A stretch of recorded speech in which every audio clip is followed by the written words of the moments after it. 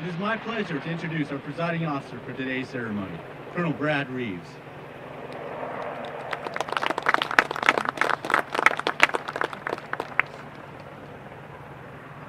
What a privilege to be here to celebrate the Highnetz's accomplishments, to welcome the Hayeks, and to honor the significance of this day for TACP. I'd like us to begin by considering this very appropriate question on a day like today. How do you inspire others? You see, leaders, real leaders, don't just order us to do tasks, they inspire us to pursue greatness.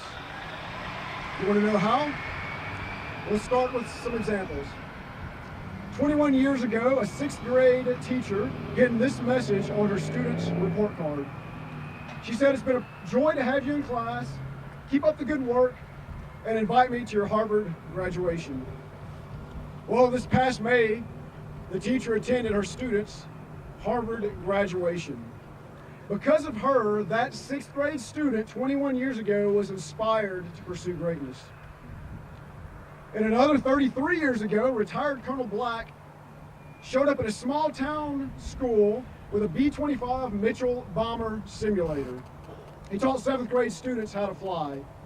One of those was an unremarkable country boy. You know the type, quiet, awkward. His report card reflected that he had an affinity for the letters D and F. Not exactly Top Gun material. However, when it came his chance to land the B-25 in the simulator, Colonel Black praised his abilities by simply saying, "You have good hand-eye coordination and will make a great pilot." Because of him, I was inspired to pursue greatness.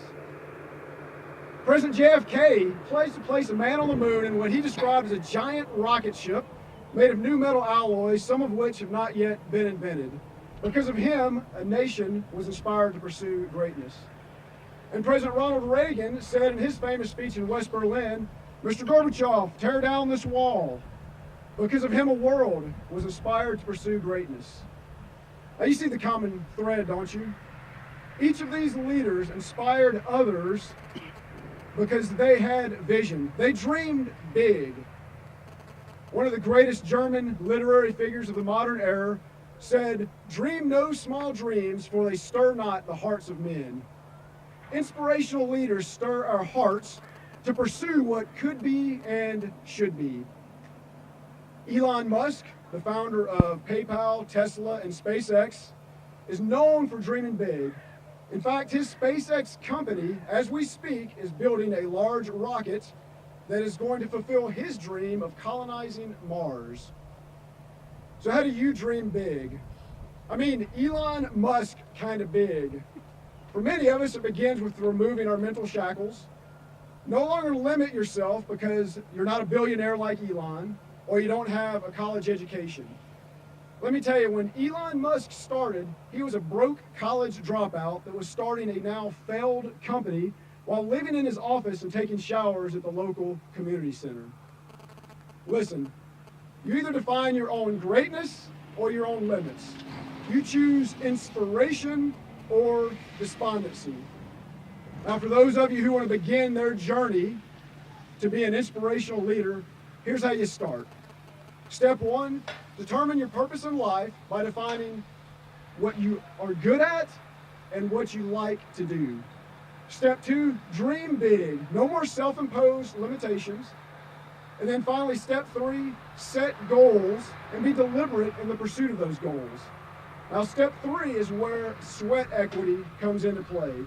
You see, inspiration and perspiration are inseparable.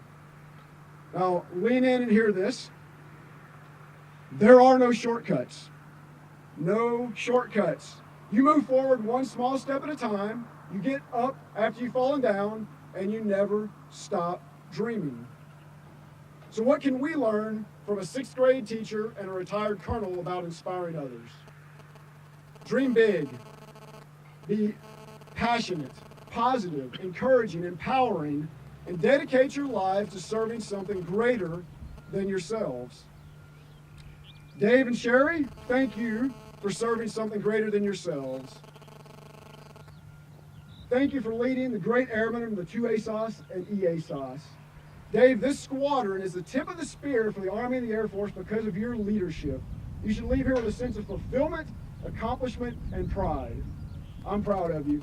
Well done. Sherry, thank you for being an amazing military spouse. I acknowledge the extra difficulties that leadership brings, and I thank you for all of the work that you've done and dedication for the two ASOS and the ASOS. We have a small gift from Dana and I. Colin and Elena, thank you for supporting Mom and Dad. Mike, Natalie, Jude, Amelia, welcome to the 4ASOG. Mike, while your charge is simple, meet mission and take care of airmen, my expectations are high.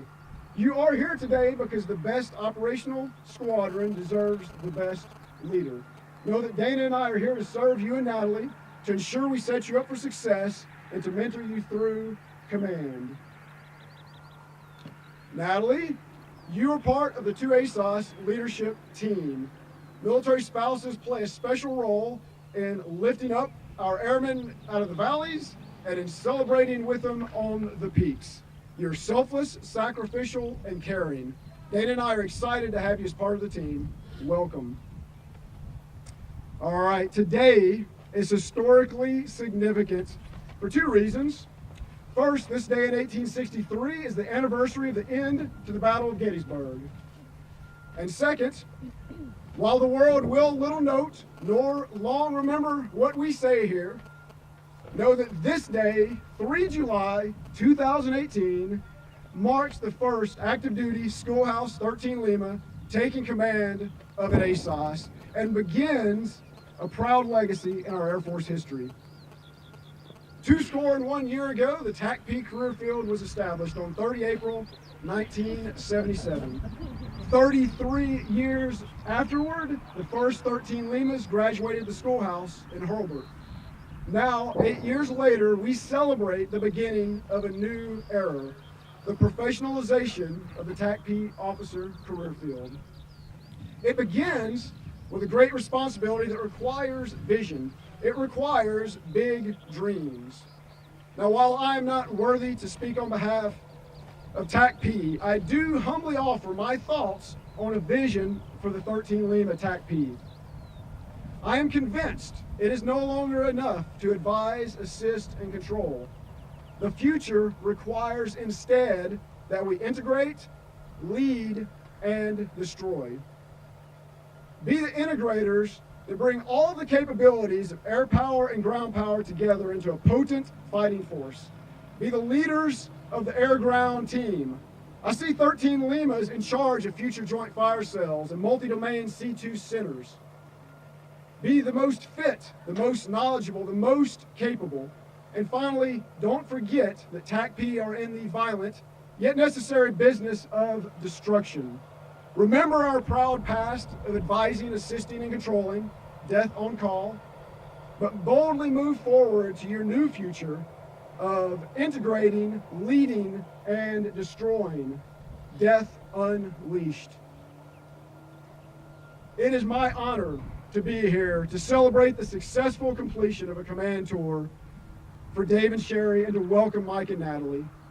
Dave, thank you for running with the marching orders I gave you 1 year ago and that I now pass on to you, Mike. Arise, go forth, and conquer.